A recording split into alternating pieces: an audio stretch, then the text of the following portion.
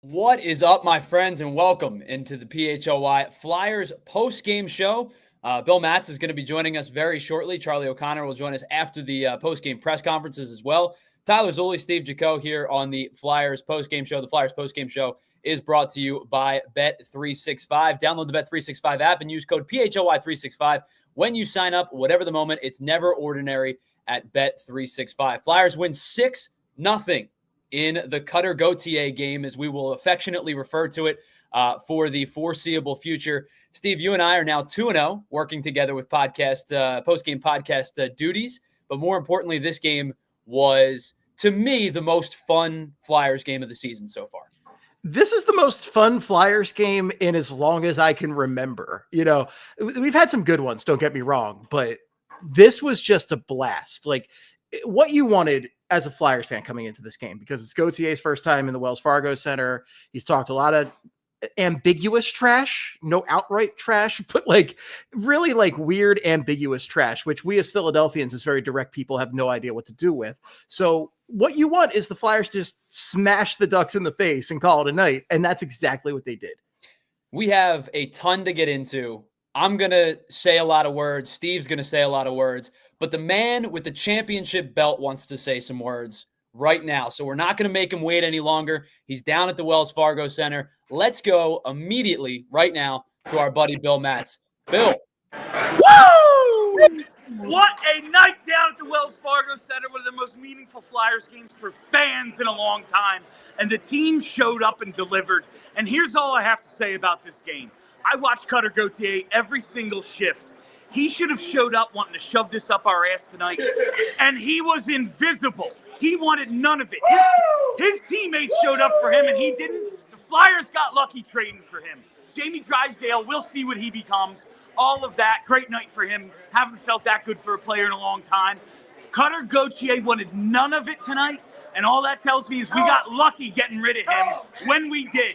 It was an awesome night down here. Amazing game, 6-0. The Flyers got the assignment. They showed up for us tonight, and we're going to keep showing up for them. I can't hear you guys. I don't know if you can hear me. We still have people down here partying at our PHLY takeover in the suite up here in the Liberty Lofts. Let's go. Final thing, go Birds! Go Birds, Bill. Go Birds. What an appearance, man. What 60 appearance. That's like the greatest call of all time. 60 seconds in and out, said everything he needed to say. I'm fired up, and I'm sitting in my living room at my mom's house. This is great.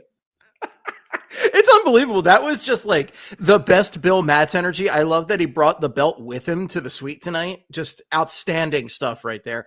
And it just seemed like I was hearing from Kelly a little bit in the box tonight, and it just seemed like between that and what we heard on television, the best atmosphere in the Wells Fargo Center in, I don't know, maybe since 2010. Who knows? Like, it sounded like playoff hockey, which we haven't had in a good long while. And it was awesome. Flyers fans, you showed up because we love spite. We hate like nobody else. And we showed up tonight like nothing. It warmed my heart in a way that maybe a spite shouldn't, but I'm a Philadelphian. That's what happens. All right. So before we get into this game, I need to say, because a lot of people are saying it in the chat, that was WWE level promo cut, because he knew the assignment. He had 60 seconds and he said, I'm taking this and I'm running with it. He sure did. That's what Bill does, though. That's why Bill's the best in the business. He shows up, he delivers every time. He brings energy on the bad nights, so you better believe he was bringing his A game tonight. So Ben asked a great question. Do you think Bill has like parted with that championship belt since it was given to him at Reading Terminal Market? Like, not Definitely not. I think he has it when he sleeps at night. All right, so let's get into this game because, the comments range from best game of the year, most fun game of the year. They had this one circled. And Steve, let's start kind of with the overarching sentiment of this game because everybody knew what this game was. It was the Cutter Gauthier return game. It was what kind of level of intensity gets brought from the Flyers because players can tell you we don't think about that kind of stuff. We hear it, we tune it out, and we move on. You could give me all of the player speak, coach speak, and I'll believe you until you show me on the ice, on the floor, on the field that you don't mean what you just said. The Flyers didn't mean saying, yeah, whatever, we're moving on. This was personal for them. I mean, you could tell in the intermission reports, you could tell Travis Konecny wasn't having any of it. You could tell that there was a chip on his shoulder that sometimes like you bring that kind of passion for like 7 minutes, like your first 2 or 3 shifts, and then it wears off because it's a professional hockey game and you're thinking about winning the game. You're not thinking about that exact moment and that exact feel for 60 full minutes. It felt like this was personal for 60 consecutive minutes. It 100% felt like that. Like these guys were fired up in a way that, look, it's an uneven team, right? You get different teams on different nights from the Flyers. You never know what to expect. I think this was one night where we knew what to expect. And, you're always worried they're not going to deliver. They absolutely delivered. My 2 highlight guys, as far as bringing the chippiness and the energy tonight, number 1, Travis Konecny. I like to refer to him as the jerk store Alice Seinfeld sometimes because like he is like our rat. He's such a great like chippy player and he's a leader on this team and he showed up tonight big time. He was in Gauthier's face. That was one of my favorite clips of the night when he was right in Gauthier's face and Gauthier looked uncomfortable. He was not enjoying that conversation. I think TK was saying something about fighting him or something. Whatever it was, he was definitely in his head. So there was a lot of chippiness there. The other guy I really wanted to mention was Garnet Hathaway, who we haven't seen a ton from Hathaway this year.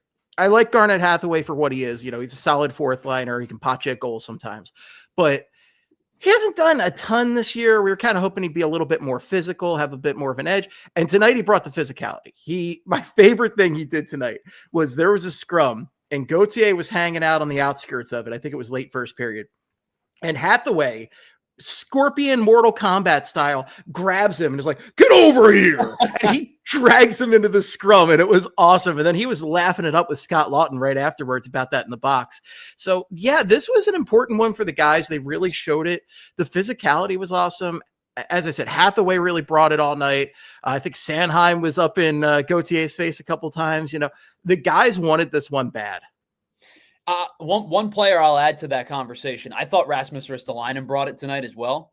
You could kind of go up and down the list of cycles, right? Like cycling through the group of the guys that wanted a piece, the guys that want it to be physical, the guys that want it to be in their right position, because at some point, as we said, the flair for the dramatic maybe wears off a little bit. Does the physicality wear off a little bit? But if you strip all of that away, this team was the superior team on all 3 phases tonight.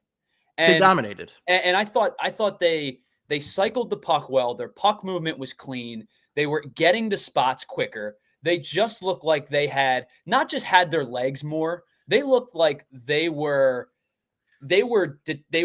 determined and invested in getting to spots. And it wasn't getting to spots sometimes. It felt like it was getting through spots sometimes.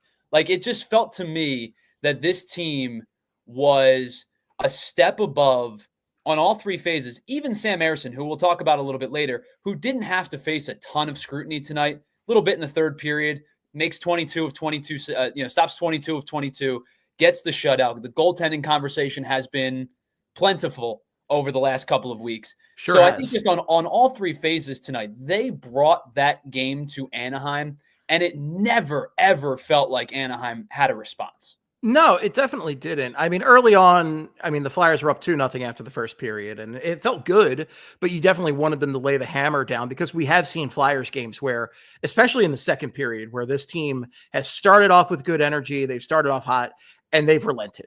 They did not relent tonight. Like, I know Travis Konecny, I think it was after the second period in his interview with NBC Sports Philadelphia, was saying like, well, we kind of let up a little bit there, but that just goes to show how much they wanted this one, because like he was thinking they let up, and they were up 3-0 at that point. And granted, that's still a game where Anaheim can come back. They're not a great hockey team.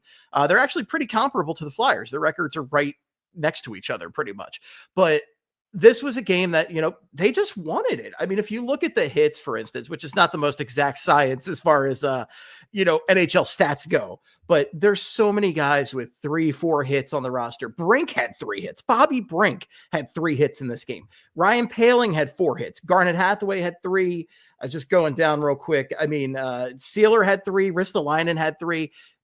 Chippy game. They were in it. The other thing that I really wanted to say was the speed was there tonight. Yep. They were flying out there tonight. Ryan Poehling on his goal late in the game, he burnt the Ducks away with that goal. He just got around the edge, and what a pretty goal that was from a guy that is, he is a 4th line center. He's not a guy you expect to see that out of. We know he's fast, but he doesn't really put the goal scoring edge on there, and he sure did it tonight.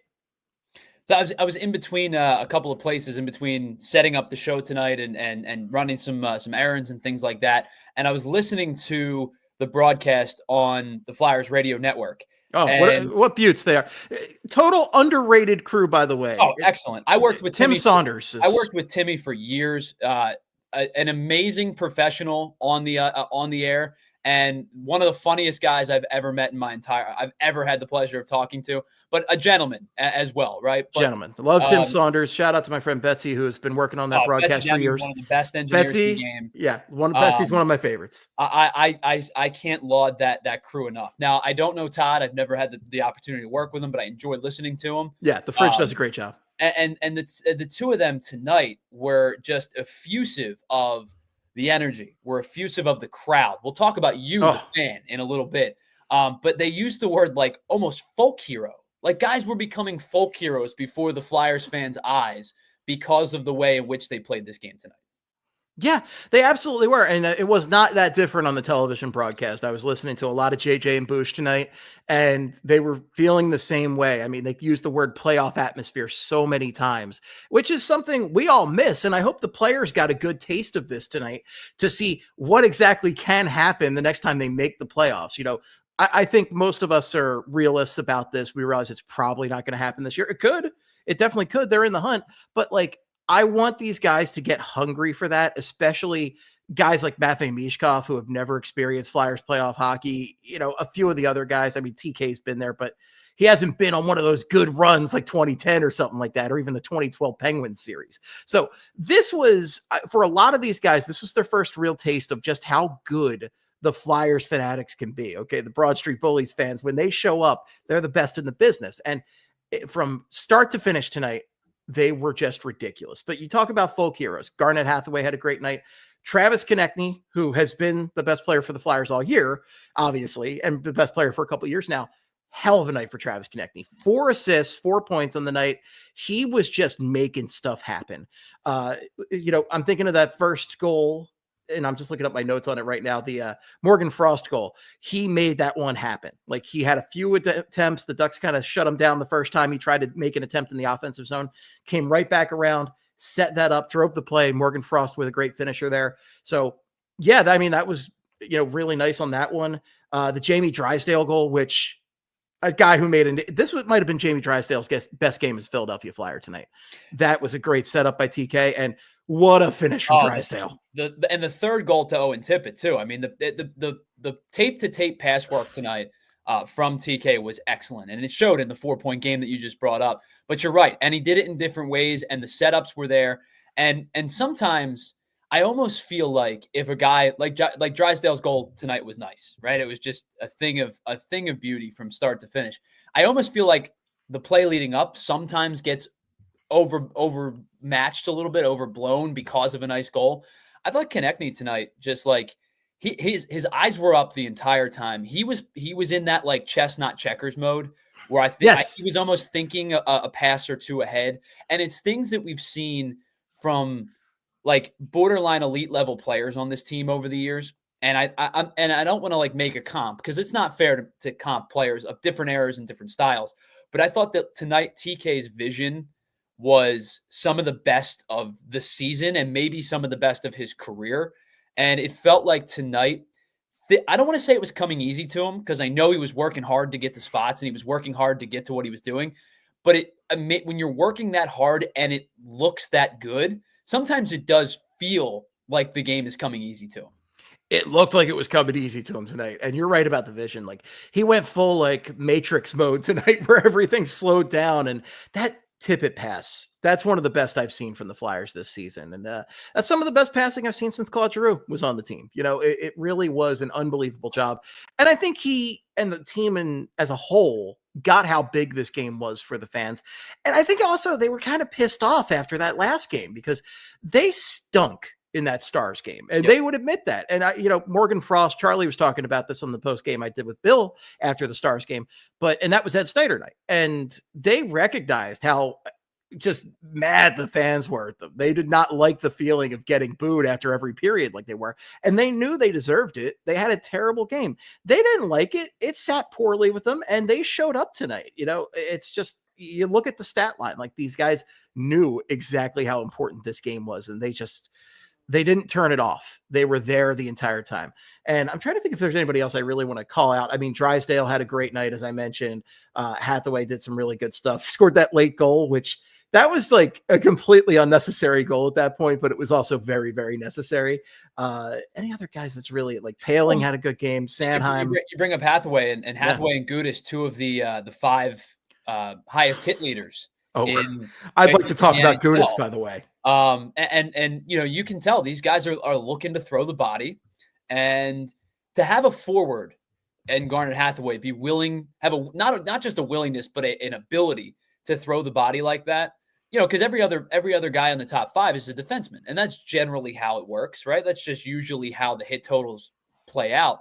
Garnet Hathaway's just his willingness to throw the body around when he needs to. And it felt tonight like he picked his spots well. Like it wasn't just trying to be physical to be physical. It felt like he was picking spots to ramp up physicality, but also because that was the right time to throw a hit when he needed to. Yeah, absolutely. I totally agree with that. One of the interesting moves the club made tonight, as far as like physicality and energy goes, and this is also something that Bill and I mentioned as a possibility the other game, was they scratched Joel Farabee tonight. Yes. And they brought in ALLCITY, who, what a weird coincidence. The last time we worked together was a Saturday night game, and ALLCITY drew into the lineup. So weird coincidences there, but he did bring some nice energy tonight. I mean, I can't think of necessarily like a standout play from him, but it was a nice change of pace for the team, and it felt like they needed something. They needed kind of a kick in the butt because they went through that stretch, as you mentioned, where they played the Maple Leafs. They probably could have won at least one of those games, and goaltending was a problem, and that wasn't even like the worst Fedotov game there or anything, but like the goaltending's been a problem, but the team's played well. They just haven't gotten results and everything. And then they just stunk it up in the Stars game.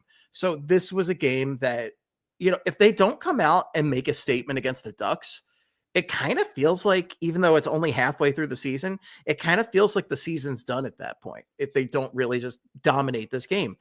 So to their credit, like they came out and they said, no, we're not having this happen tonight.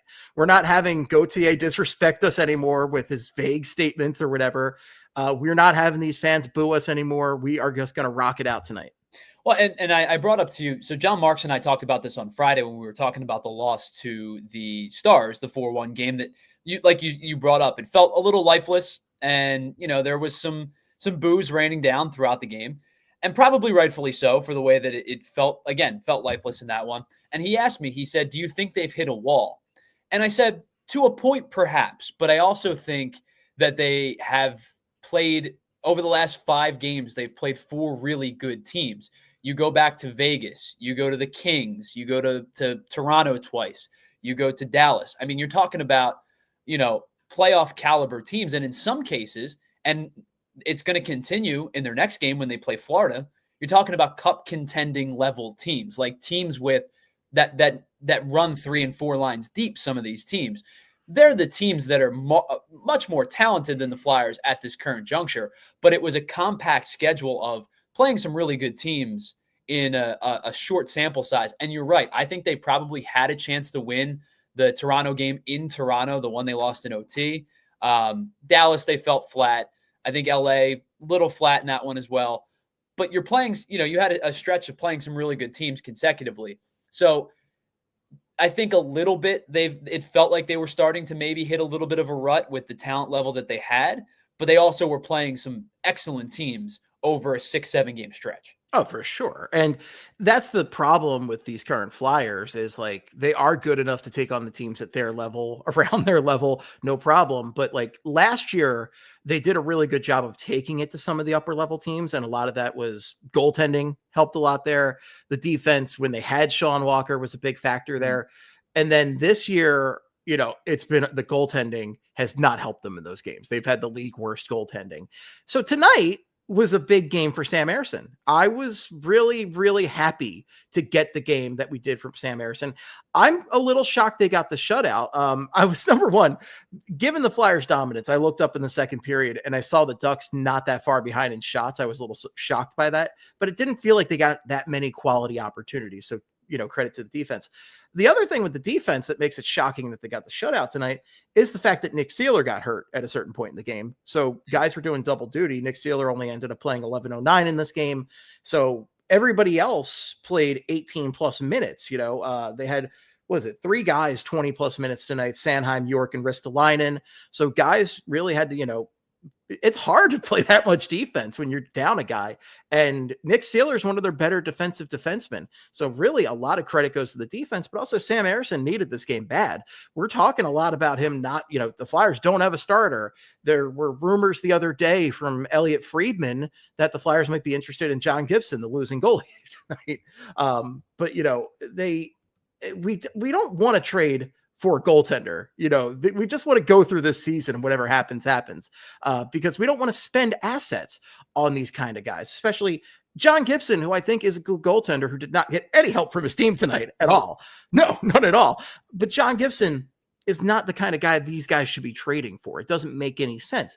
And you want to rely on Sam Ersson, and it was just awesome to see him get the shutout tonight. Well, it's funny you bring up, and we got to pay some bills in just a second, but it's funny you bring up John Gibson being left alone kind of by himself, because it feels distinctly similar to the game against the Stars. And I hate to keep bringing it up, but JJ at one point in that game was like, Sam Ersson all by himself or something along those lines, like, in by himself.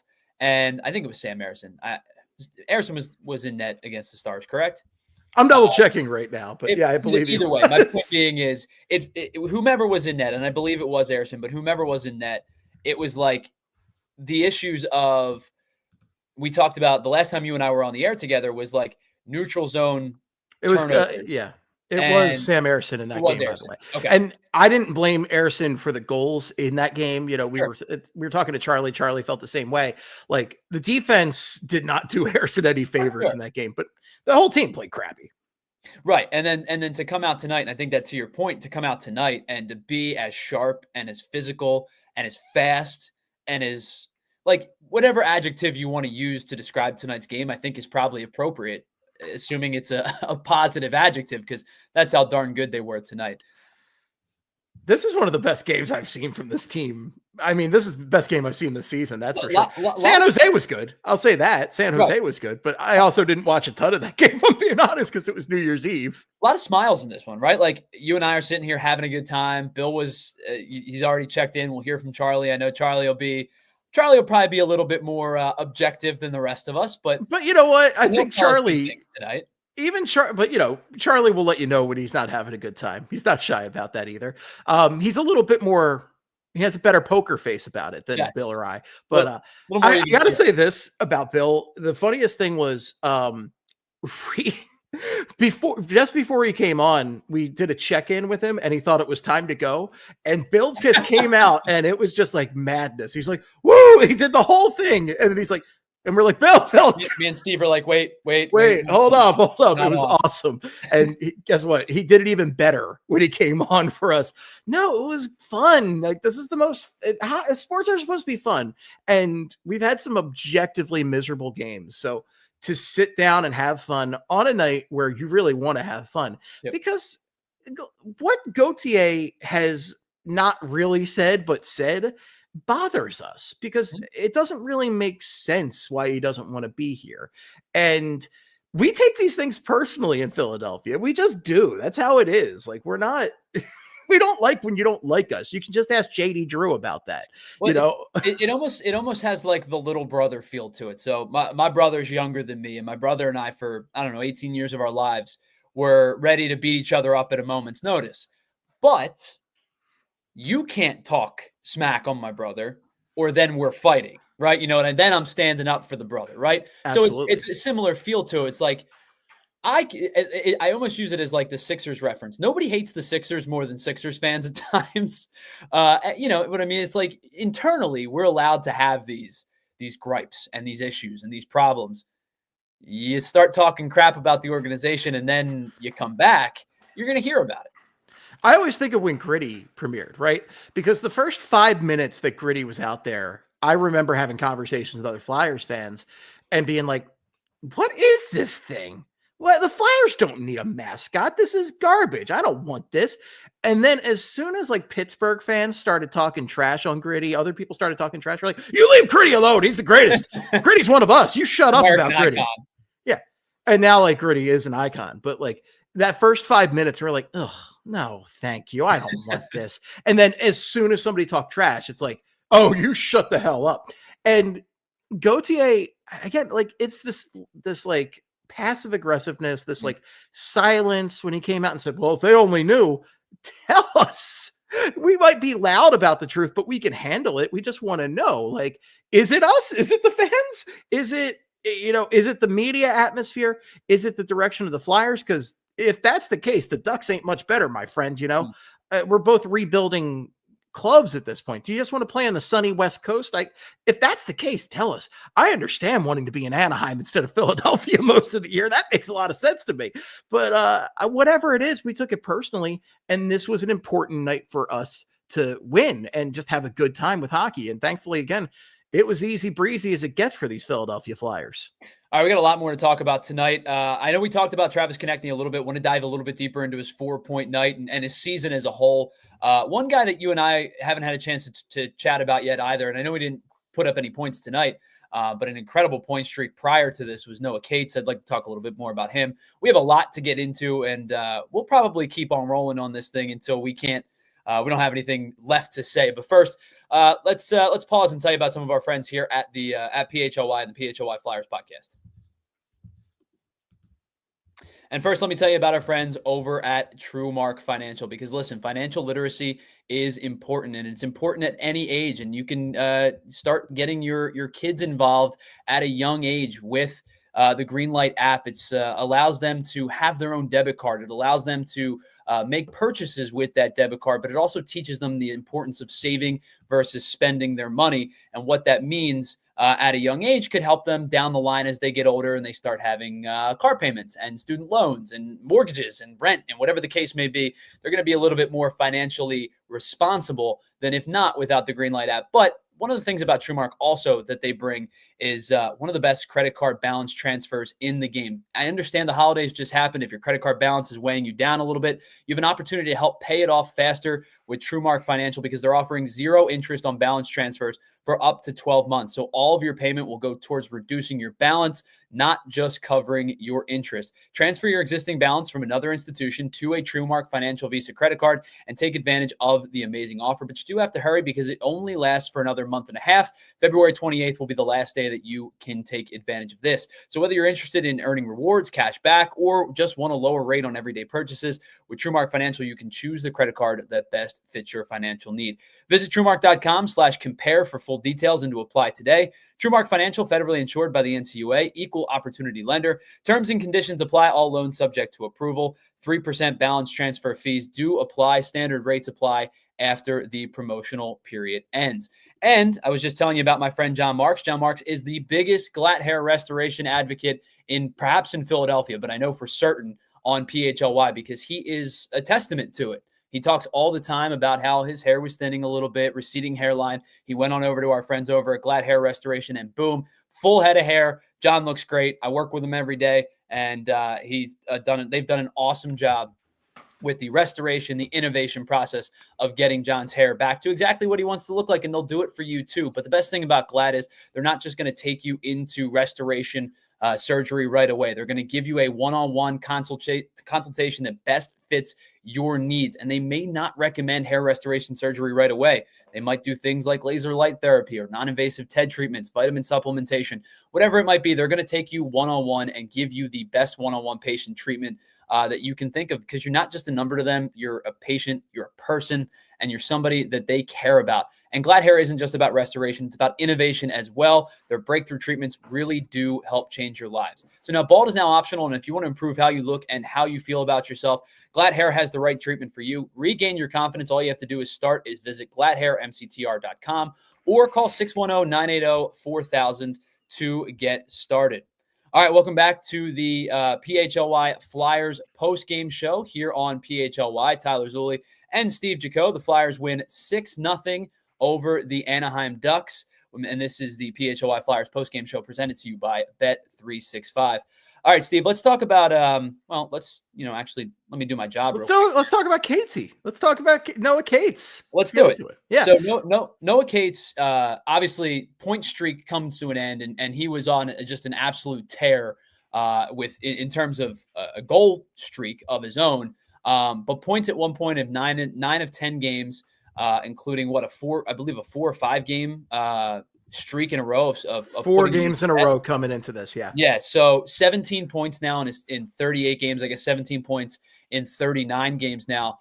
Steve, I have been really impressed with Cates over the last 2 weeks or so. It feels like he's starting to get on a little bit of a roll. It feels like he's starting to get a little bit of a rhythm. And I think with that, you parlay that with what feels to me like John Tortorella is beginning to trust him more and more. And when you're one of the young guys in a John Tortorella system, we've seen it with Morgan Frost, we've seen it with a handful of different guys. Sometimes you can, no pun intended, skate on some thin ice. And Cates feels like now, yeah, of course I did. Cates now feels like he has his legs under him. He's got ground to stand on, and he's producing now. And the four goals in a row, 4-game goal stretch, 9 goals, 9 points in 10 games. It feels like he's really starting to settle into a rhythm a little bit.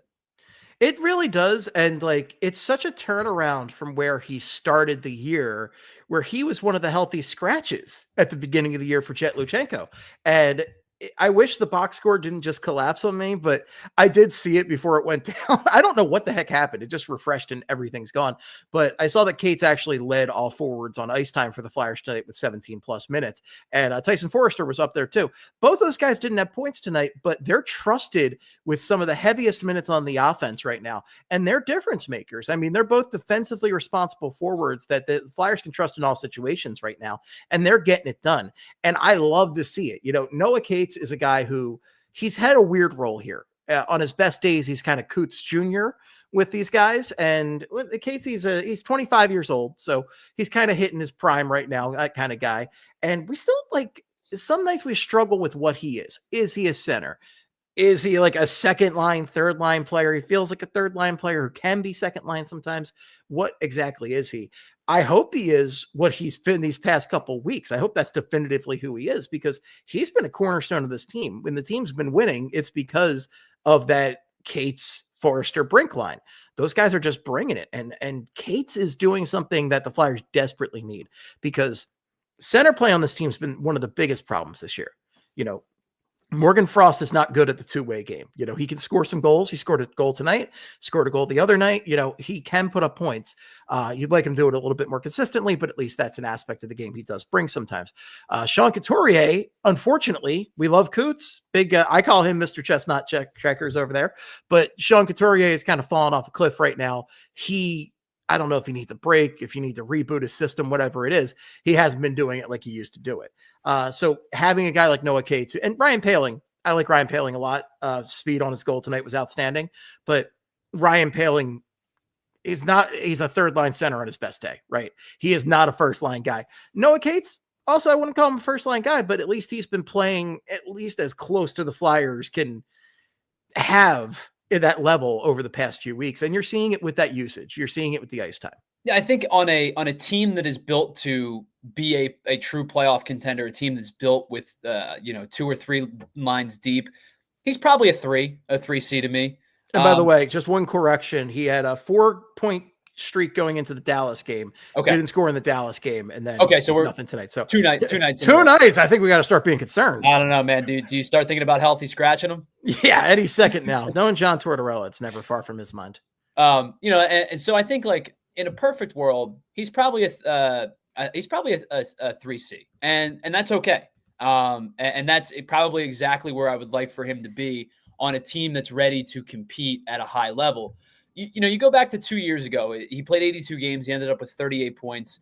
That's his career high. Last year was a weird year. This year, as you brought up, was kind of a weird year to start as well. In 2022, he was averaging almost 18 minutes of ice time in those 82 games played. This year, before tonight, just under 14 minutes of ice time per game. And hi, dog. Brucey is just pumped up about the Flyers right now. He's just letting us all know. Should be. So just under 14 minutes of ice time this season so far. And the one thing I will say, now it's a small sample size, obviously, and this doesn't take into account tonight. So the numbers will probably be reflected a little bit. He's scoring on about 16% of the shots he's taken. Now, he's only taken 45 shots this year, but that number is more than double what it was a season ago. Last year, he was 7.7% on the shots that he took. He took 78 shots last year. He scored 6 times. He's already surpassed last year's total in goals. I would imagine if he plays the way that he has, and now I'm not asking for a goal in 4 straight games, but my guess is he's probably going to score another 7 in the next 40 some odd games, assuming he stays healthy. He'll probably surpass his career high in goals in a season, which is only 13. So to me, the selection's been better, especially as of late. And I think that that's reflective in the fact that other than in his rookie year when he played 16 games, this is right now his highest shot percentage per goal on a yearly basis. He's at almost 16%. Yeah, and I think also his line mates are helping right now. His rapport with Tyson Forrester is outstanding right now. Those two are playing so well together. Tyson Forrester, we're all hoping that he can be Mark Stone. Mark Stone is just such a great defensively responsible forward, especially on the wing. You don't see that a lot in hockey. You don't see defensively responsible wings. Like every now and then you see like a Marian Hossa or somebody like that. But Mark Stone is the current prime example. And we're hoping that Tyson Forrester can be our Mark Stone, which would be great. Tyson Forrester has been scoring a bunch of goals next to Noah Cates. So, Cates seems to be the assist guy. Forrester's the goal guy, but he's potting his own sometimes. They're showing a great rapport, and I hope it continues because those guys are just outstanding together. Yeah, Bill and Charlie do seem a little bit different tonight, as in the chat says. By the way, somebody said that we need more of adult beverage Bill tonight. Oh my God. I'll do a whole, adult beverage cast with Bill sometimes. Somebody responded and said he'd lose PHLY sponsorship. We would need a Pat McAfee-esque disclaimer at the beginning of the show. I'll tear off my sleeves if I have to, whatever works. I don't know if anybody wants that for us or for me. Once I start lifting more, it'll be. I don't mean you. I mean me. I mean I'm not going to match you. You do what you want to do. Yeah. I'm not going to follow up. You're on your own, buddy. But we already have. I am not a foxhole guy. I am not a team player. Listen, I know that there is at least one sponsor that we could use for such a situation. So, come on, let's go. Let's make it happen. But yeah, Bill was fired up and it was awesome. And I hope everybody had a great time in the suite tonight. That just seems like such a cool, fun time. I'm glad we could fill in, but I also wish I was there. Yeah. By the way, we didn't have a chance to address it yet. We're like 40 minutes in. I hope everybody that was there, I've seen a couple of chats about it. I hope you all had a great time tonight in the with the suite takeover. Couldn't have asked for a better game. And the opportunity to hang with Bill and Charlie and Kelly and all of our great PHLY family. A really cool opportunity. You're right. We probably should have found a way to do the show from the seat and just see how long they'd let us be there. I'll be honest though, I'm comfortable. I wish I was there for the atmosphere because again, that's the closest to a playoff atmosphere I've seen in the Farg in a long time because there hasn't been a playoff game in front of fans in 2018 I think might have been the last time, something like Yeah, that. because you're talking about what 4 years without a playoff appearance. The last one was the COVID season, right? Where they played in, I think it was Toronto, And then I believe they were every other year for a decade. If I remember pretty much, yeah. And I'll tell you yeah. what, I was at that last Penguins series, and that was ugly. That was some ugliness right there. That wasn't fun at all. So listen, the likelihood that you get a playoff season this year, it's probably low. But to have a playoff level atmosphere tonight was something exciting because, Flyers fans are starved for it. And I will say this, I think as a baseball man through and through, nothing beats NHL playoff hockey. The NHL playoffs are the best playoffs in all of sports. And I don't think it's particularly close. I think the intensity level gets ramped up. Guys that are what's the one Peter Laviolette line at some point? I want to see guys like rip their bleeping hearts out or something. Right. It feels that way, right? Any cliche you can think of.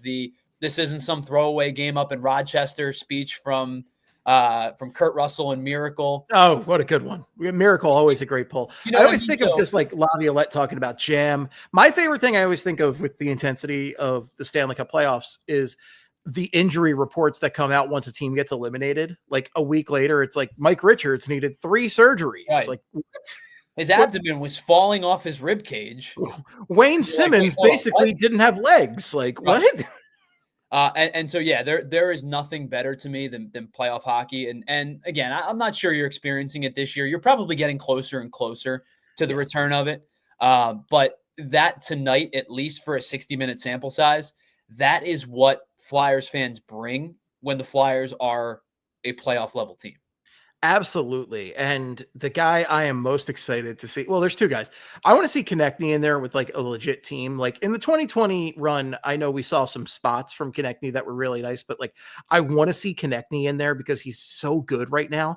And within the next 2 seasons, like I desperately need to see some playoff Travis Konecny getting in guys' heads, playing physical, being, throwing that puck on net and everything. But the other guy, of course, is Matvei Michkov. And such a relief to see Matvei Michkov get back on the board tonight. It had been way too long, and it's not that he's played poor hockey. I mean, he wasn't good in the Dallas game, but everybody was bad in that game. But he played some good hockey in Toronto. He had a great setup for Owen Tippett, where Owen Tippett should have scored on a wide open net, and he didn't do it.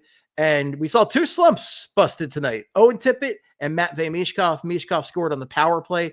First goal since 2024, 12-29-24 against the Kings. Tippett, his first goal since 12-21-24 against the Blue Jackets. So both those guys, awesome to see. I'm more concerned with Michkov because I just want him like doing everything he can to get his confidence up at this age.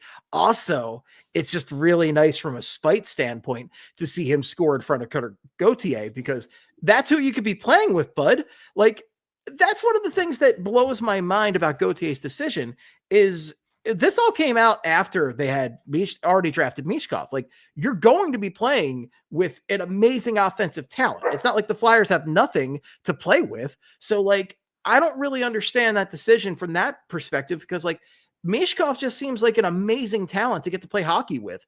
And at this point, he is the cornerstone of the Flyers. They're going to try and surround Michkov with talent. So to see him get on the board, see him score in the power play, which they also desperately needed. I think it was 2 power play goals tonight, I believe was the case.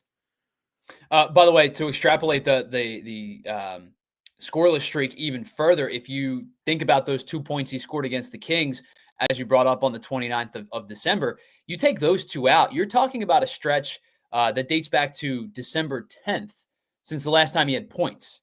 And you're talking about 14 games in that stretch, or 13 games in that stretch, excuse me, where it was, other than that game against the Kings, no points for Matvei Michkov. So to not just get back in the like pot and one, in the back of the net, but to get on the scoreboard and in the stat sheet, period, I think is significant for his continued growth and development. By the way, third highest time on ice among forwards, I believe, for the Flyers tonight with 15:57. So very nice. And also, he got a little welcome to the NHL moment from Radko Gudas, who was a little frustrated about that. Yeah, that was crazy. I mean, it's also, as somebody who watched Radko Gudas for a really long time at Orange and Black, not totally surprising. I mean, we really liked him here because he laid guys out a lot, and their team's getting whooped at that point. Like, you got to do something to turn it around. So, like, Radko, I'm not surprised by it, but leave Matvei Mishkov alone, Radko Gudas. All right. And I will give this to Mishkov too. He didn't back down. All right. I don't think he's going to back down from anybody. He's pretty much proven that he's a tough guy. Even Scott Lawton when he's laying Scott Lawton out on the ice. But Gudas was getting in his face. And the thing is, even though Gudas, I did see in person when Gudas got Superman punched a few years back, which is still like one of the most anticlimactic fights I've ever seen. But Gudas can lay guys out. He is a tough guy. So see Mishkov not back down. And then on the other hand, see Gauthier get dragged in by, by Garnet Hathaway and just kind of be like, oh, I don't want to, and like turn away from Travis Konecny. Like, talk about a tale of two players right there. Like, one of these guys is clearly made for Philly and the other guy didn't want to be here for a reason. Steve, on the other side, we're going to be joined by Philadelphia's #1 Flyers beat writer, Charlie O'Connor, down from the Wells Fargo Center. But first, let's pause for a moment here on the PHLY Flyers podcast to tell you about some of our friends here at PHLY. And that, of course, is our friends over at Shady Rays. I've been talking about Shady Rays for years now, and it's a reason for that. There's a testament to that because I love my Shady Rays. Durable frames, crystal clear optics. And listen, I've told people this before. I get migraines really, really easy. I need my sunglasses all the time, driving, walking, whatever the case may be. On the gloomiest of days, you'll still see me with my sunglasses on. And there's a reason that I have my Shady Rays because they've helped me significantly lower the number of headaches that I get. But it's not just about your eye protection. It's about looking good too. And Shady Rays has all of the best frames and looks and styles and color combos that you can think of. I rock the more sport looking ones, kind of the thinner frames in the back, probably a little bit because I have a big head and big ears and I need to fit them in between. I understand the struggle. And then, you have some more classic looks. You've got aviators, you've got, ones that you could take to the beach. You've got ones that you could wear to weddings. If it's an outside wedding, they're that nice and they look that sleek. And with Shady Rays, they offer the best return policy in all of eyewear. Return or exchange your pair for up to 30 days, worry-free. Don't worry about it. You can do that at shadyrays.com. And if you break or damage or lose your pair of Shady Rays, they'll exchange you a new pair as well because they offer the best replacement plan in all of eyewear. Head on over to shadyrays.com and use the code PHLY for a pair of polarized sunglasses for 35% off. And you'll see why over 300,000 people, including myself, have rated Shady Rays 5 stars for a reason. And of course, let me tell you about our friends over at Ace Hardware, because I go from something I know a lot about, which is sunglasses, to something I know nothing about, which is home repairs. Because I don't own a home and I'm not very handy. So Ace is the place, not just with the helpful hardware, folks, but they're the place with the helpful hardware home service as well. If you've got a leaky pipe, air conditioning issue, a faucet that you can't get fixed, whether it's plumbing, it's heating, it's cooling, they have the trusted pros to keep your home humming all year long. It's Ace Hardware Home Services. They're bringing that helpful home. It's that helpful that you love from the store right at your front door. So visit Ace Hardware Home Services online at www.acehardwarehomservices.com to get started on your next project. Welcome back to the PHLY Flyers postgame show here presented by Bet365. Get on in on the Bet365 app and get started. It is never ordinary with our friends over at Bet365. And Steve, while we're here, let's welcome one of the actual official members of this show, our friend Charlie O'Connor, to the program. Charlie, what's going on? Charlie. It's good to be here. This was a heck of a night, huh? Couldn't have asked for a more fun hockey game for you guys for the sweet takeover, for the return of Cutter Gauthier, for Flyers fans who I think were kind of chomping at the bit a little bit for this game. The amount of comments in the chat that were, you think this game was circled on the calendar, certainly felt that way. What were your observations from this one? Both, as a journalist and as somebody who was had the opportunity to hang out with some of our diehards in the sweet takeover. Yeah, the sweet takeover was a blast, and thanks to everyone who came. I hope everybody had a great time. But it was great to meet some people, put some faces to names. The legendary Gary B, got to meet him in person. He's always in our chat for our daily shows, so it was cool to meet him. Cool to meet a bunch of people. So that was great. But honestly, the atmosphere in the building tonight was electric. It was truly a fantastic atmosphere. All the players talked about how amazing it was. For me, it was probably the loudest. And when I say loudest, like, I'm not even necessarily talking about the crowd noise. I'm just talking about the general feel of the crowd. The fact that they were hanging on every play, the spontaneous chants. You don't need a visual aid on the Jumbotron to tell people to chant. They were doing it on their own. I feel like the last time I felt like that watching a Flyers game here at the Wells Fargo Center was probably the final game of Claude Giroux, but that was a different feel because that was sad energy. That was like almost a catharsis in a way. This was happy energy. These were a lot of fans who have been waiting a year to get this across to Cutter Gauthier that they personally feel betrayed by the fact that he didn't want to be a Flyer. Now, he hasn't revealed why. He may never reveal why. But the fans feel like he turned them down. And then to have the game start out the way it did with the Flyers taking over from the jump. I mean, they were flying from the start, from like the opening shift. They were just forechecking them to death. And it just built on itself because then the fans got more excited. And then the Flyers score. And then they score again. And then the energy, because the team is playing well, then the crowd stays loud. And then because the crowd stays loud, the team keeps playing well. And it just snowballed. And it's been a long time since I felt that in the Wells Fargo Center, because even the Drew game was close. It wasn't a blowout. This one, I felt like the players rode the energy of the crowd. And it's been a while since I've been at a Flyers game where I truly felt like that happened. It really was a special night. And yeah, that Giroux night, you're right. That was the last time that it really, and that was a sad energy that night, but a great night nonetheless. So it was a physical game for the Flyers. Like the Flyers really came out and took it to the Ducks tonight. Who stood out to you on the Flyers for that physicality? I would say two guys. I thought Garnet Hathaway definitely did. He was everywhere. He's just like Travis Konecny. He's built for this kind of game where the energy's up and it's very chippy. He was, especially in scrums, in post whistle battles, he was really mixing it up. I thought Rasmus Ristolainen also played a really physical game. He obviously has the big hit, which wasn't even really him. It was kind of like he was sort of leveraging Gauthier, and then Gauthier's own teammate runs into him, and that's where the actual hit came from. But it wouldn't have happened had Risto not, put him in that position. And then I think about 10 minutes later, Risto got a big solo big hit of his own on Gauthier. So Risto was playing a physical game. Again, I felt like in this game, you have guys like Konecny, who was chirping the entire night. Hathaway's playing Hathaway's game. Risto is playing a physical game. All the players who you would think would be built for a game like this, where there's clear negative energy being directed at one person in particular. All those guys stepped up. Travis Konecny, I thought, had one of his best games of the season. 4 primary assists, 3 off of really, really good passes, where the pass was almost just as impressive, if not more impressive, than the goal. And then he picks up a cheapie on the missed shot that Michkov buries. I thought Konecny was fantastic all night long, and he clearly had a blast chirping the hell out of Gauthier. There was that one sequence where it looked like he was saying, I'll fight you anytime. And then the minute that Gauthier turns his back, then Konecny breaks out in this big smile. You just see it like in his head, him thinking like, I got under his skin. This is great. And it's just like, that's classic Travis Konecny. And he just also happens to be the Flyers' best player as well, which is why he can do that and then go out and have 4 assists. But I would say Hathaway mixed it up physically, Risto mixed it up physically, and Konecny just brought his general chaotic energy to this game in more ways than one.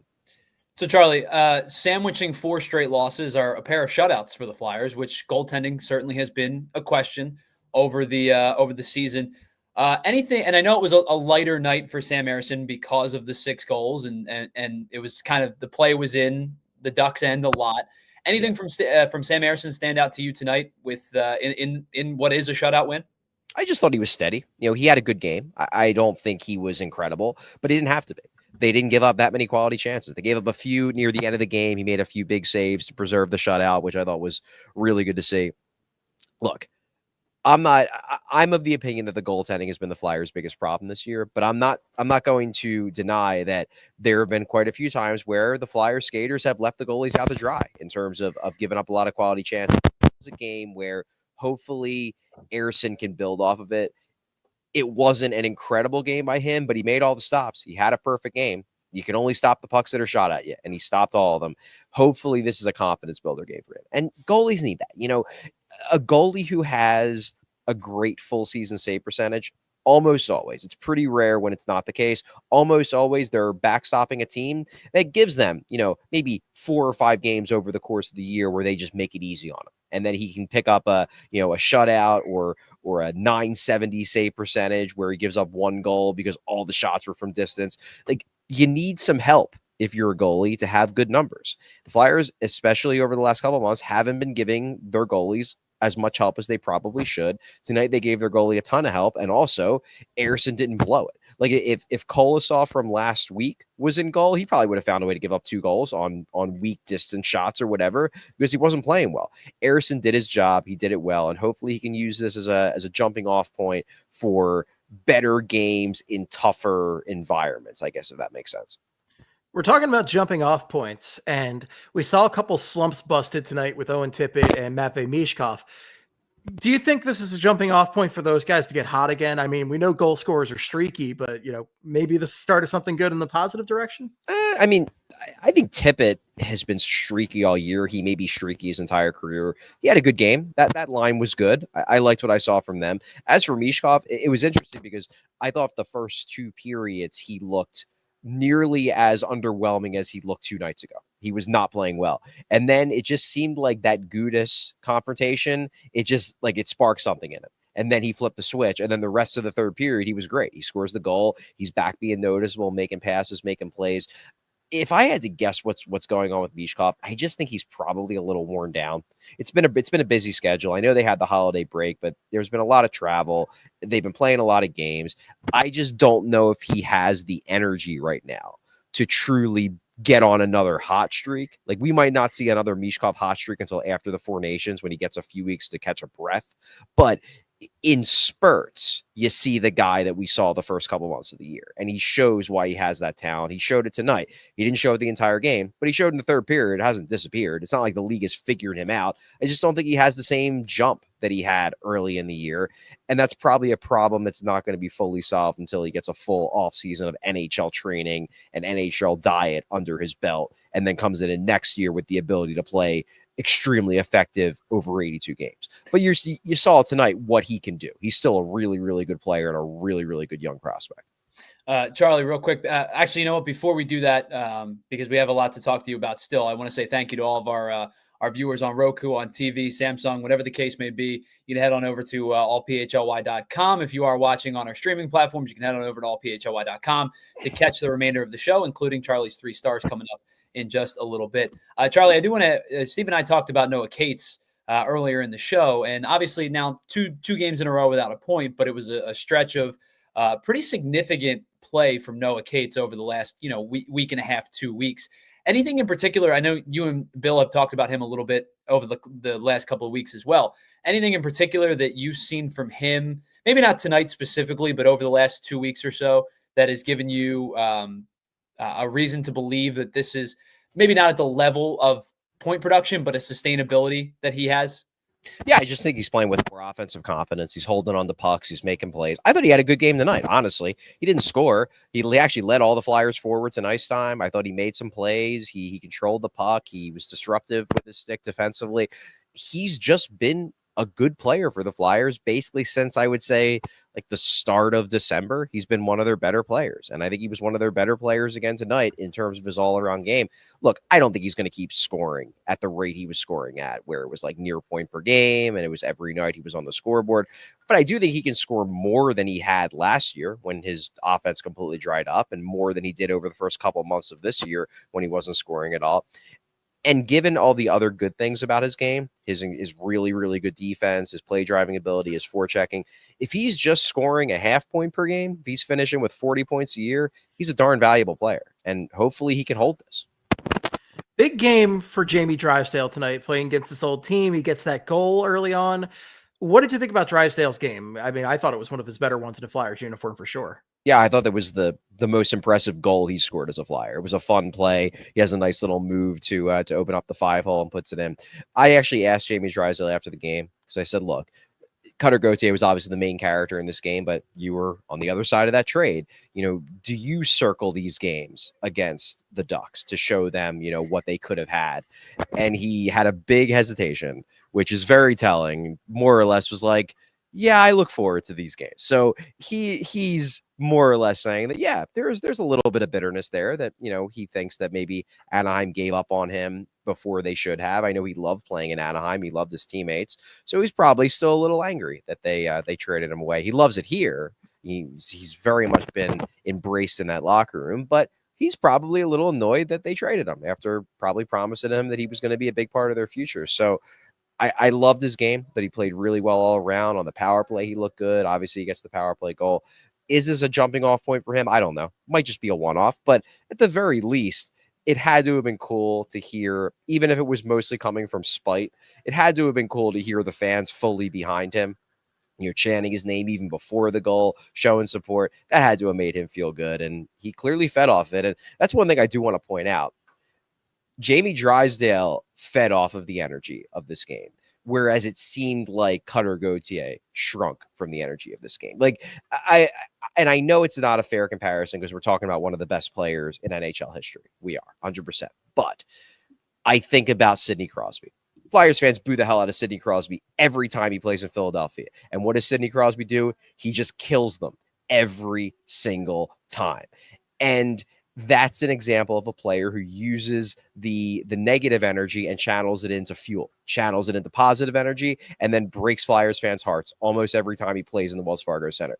This guy, on the other hand, had that negative energy and then just didn't do anything. Like, there was no fight back. He wasn't, I don't know if he was trying to show that no one was getting under his skin, but what it really played as is a guy who was just kind of letting the Flyers beat up on him and not responding at all. I have to say that, and I don't know how his career is ultimately going to play out, but you do wonder, we're actually talking about this after the game, me and some of the other media members, you do wonder, even if Gauthier would have stuck around in Philadelphia, would he have been viewed as a very not Philly type player where, he doesn't play with the physicality that you would think a guy his size should play with. He doesn't have the pushback. He doesn't have that grit factor that Mishkov clearly does have, that hyper competitiveness where, hey, Radko Gudas, you're gonna punch me in the face, I'm gonna punch you back. Like, that's what Mishkov has. And I didn't see any of that from Gauthier. And I do wonder if he would have just let the Flyers keep his rights and signed eventually and become a Flyer, would he have been a guy that fans got frustrated with because they just didn't see that X factor? It's very possible. All right, Charlie. I know it was a little bit of a different day for you, as we mentioned, with the sweet takeover, and you're, I'm sure you've got something coming up on allphly.com to check out, either later tonight or early tomorrow morning.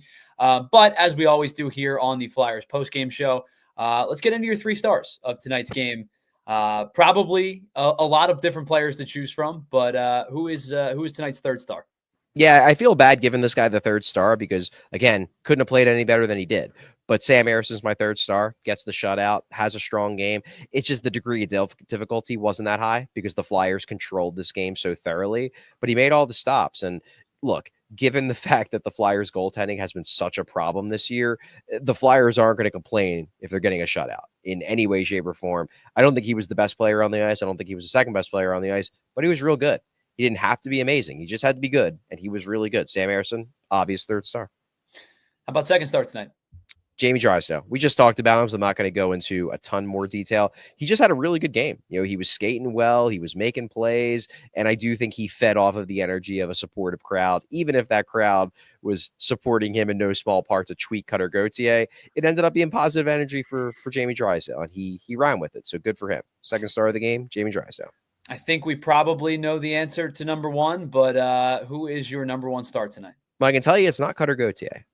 No, it's Travis Konecny. 4 assists, 3 off of really, really good passes, and he was out there chirping, getting under Gauthier's skin, fueling the fire, keeping the energy up.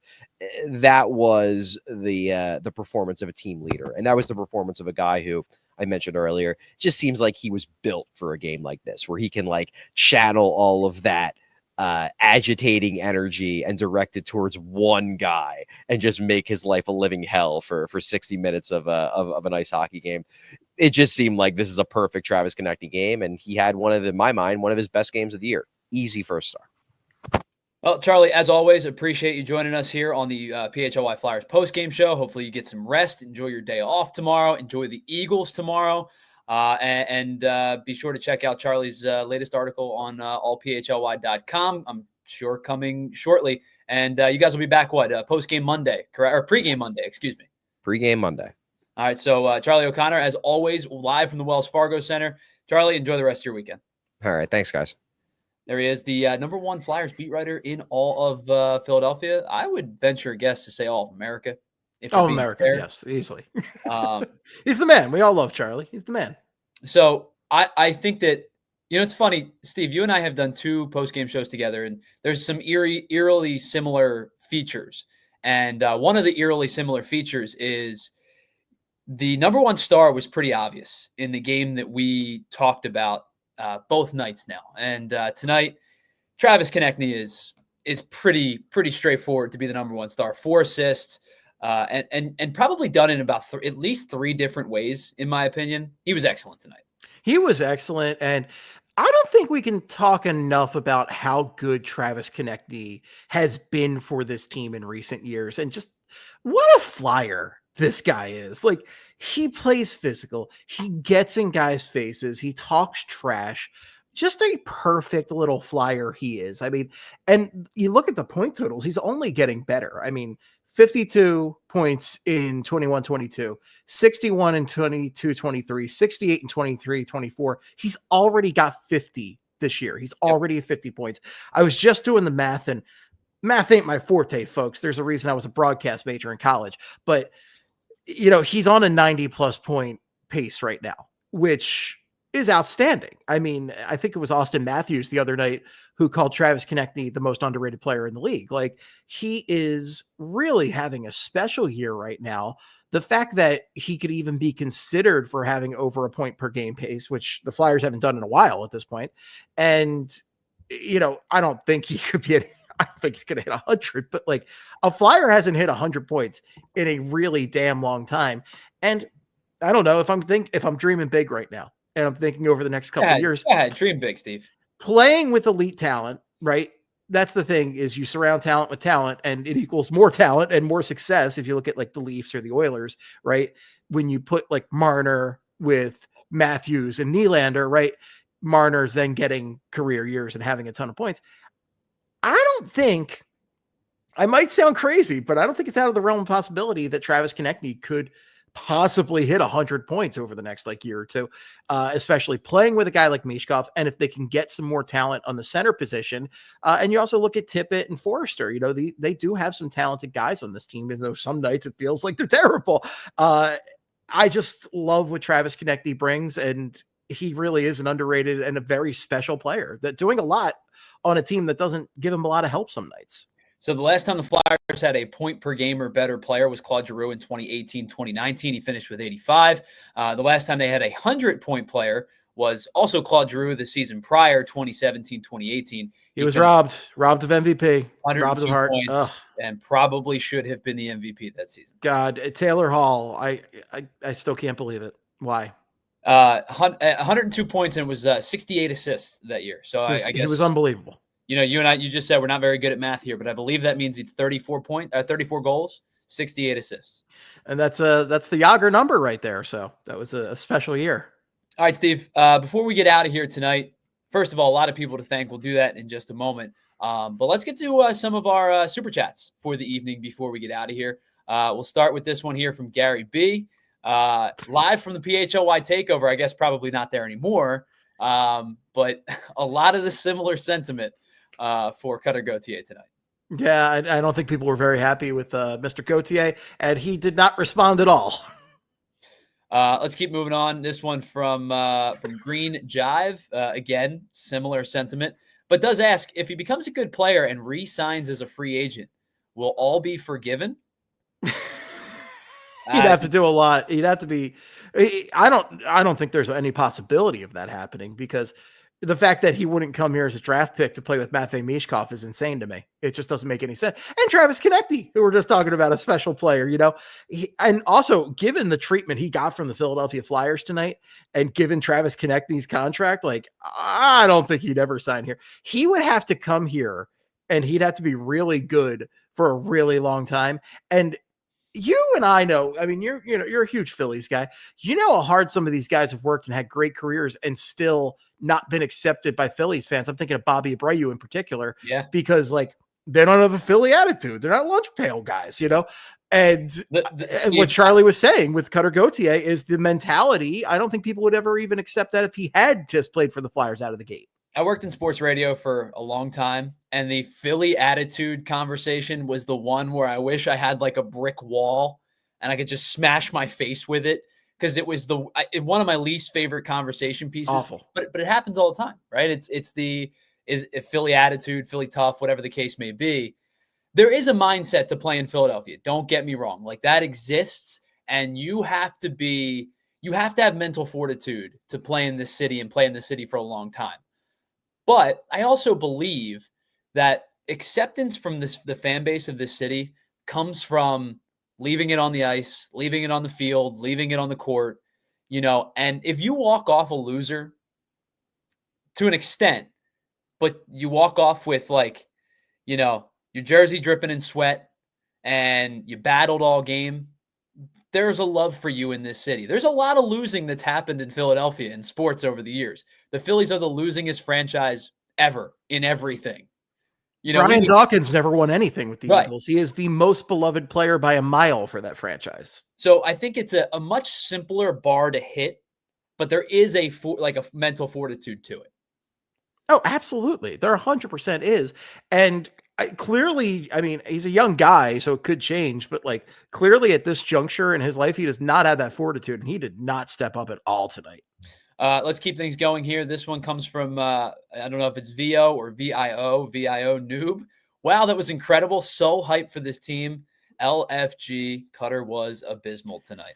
Yeah, I mean, looking over at his stats, I put him up here. I mean, he had 3 shots, I believe, but he was just getting tossed around all night. I mean, Charlie mentioned the Ristolainen hit, and guys were taking shots at him. Guys were going after him, and he was just not responding. He had 13-19 time on ice. So he had a real medium amount of time on ice, but 3 shots, just basically an invisible man tonight. Let's keep things going. This one comes from JH. Says, love to see all the boys feasting on duck tonight. Quack, quack, quack, Mr. Ducksworth. Sam did his thing. Meech had a multi-point game. So happy. Great game. Sweet takeover was fire. JH, first and foremost, glad you had a great time. Steve and I have been very jealous of all the people that are posting and had a good time. But yes, I mean, it felt like a complete game tonight. Yeah, 100% complete game, dominance by the Flyers, and mild Bill Gauthier did not show up. Our own Vince Pellegrini. Why not us? Well, why not us? I mean, you still got a little bit of an uphill battle to climb there, Vince, but for a 60-minute of hockey period, enjoyable game. It felt good to smile and laugh and not have to sweat out the last minute of a game for once. Last one here again, Gary Beach. Thank you, Gary, for checking in a couple times. Was torn. Bill told him about his anytime bets. He hit on Meech, but missed on Cutter. I think you'll take it though. Listen, I am a big believer in. I don't bet on my teams, because if my team loses and my bet doesn't hit, I'm doubly angry. So usually, if I'm betting, it's a hedge bet. So, for example, I'm a Penn State alum. So this past week wasn't fun, but I did think Notre Dame was going to win the game. So I bet Notre Dame at -2.5. I won a couple bucks. Doesn't help me feel any better about myself, but I won a couple bucks in the process. The one that I did that it was Sidney Crosby had a milestone goal, and I saw a bet special on one of the sites for it, well in advance. And it was which team he was going to hit it against. And I said, it's going to be the Flyers 100%. And he hit it against the Flyers. And I think I won $80 or something on that. At least it gives you a little bit of mental reassurance. Any little bit I can take as a Flyers fan, I'll take. Steve, this was a lot of fun tonight. I feel like we did an hour and 15. We could probably do another hour and 15 just because it's been a blast. Easily. But I don't know about you. I'm going to go to bed. That sounds great too. So want to shout out everybody in the chat who joined us. Want to shout out everybody who was at the Flyer Suite Takeover with our PHLY crew, with Bill and Charlie and Kelly and Vince and Julia, all of our PHLY crew down there. So shout out to all of you in the chat, all of you that watched, all of you down at the Wells Fargo Center tonight. You made it feel like a fun playoff atmosphere again. Steve, before we get out of here, anything big or exciting coming up for Broad Street Hockey or for you personally? We just got Flyperbole out every week. Always have a fun time talking weird stuff and Flyers hockey. So please go check us out over there. So you go, Broad Street Hockey, Flyperbole with Steve Jaco. It's a great listen, great stuff. I enjoy your pod immensely, and we always keep it weird. You know what's funny? You guys do an excellent job of being that perfect divider between your stuff, you're smart. You guys are an enjoyable, it's not just being weird to be weird, but you also bring a lot of fun. And so I think it's a great combo of fun, entertaining, and informative. I think you guys do an excellent job. I appreciate that very much. And I appreciate PHLY inviting me back over and over. I always think this is going to be the last time, but I keep coming back. You're not getting rid of me that easy. Well, Steve, you and I are 2-0. So we're going to continue to do this until Jamal Adams' key card doesn't work anymore. We'll keep coming back. There we go. So for Bill and Charlie and Kelly and Vince and everybody, Julia and everybody at the PHLY Flyers Suite Takeover, for Steve Jaco, I'm Tyler Zulli saying thank you so much for tuning in to tonight's Flyers PHLY Flyers post-game show. As always, brought to you by our friends over at Bet365. Download the Bet365 app and use code PHLY365. When you sign up, whatever the moment, it's never ordinary at Bet365. Charlie and Bill, I don't know about Kelly. I'll have to check in, but Charlie and Bill will definitively be back on Monday for pre- and post-game show. We talked really quickly as we get out of here, Steve. You and I talked about that difficult slate. Another difficult game coming up with the Florida Panthers on the docket next.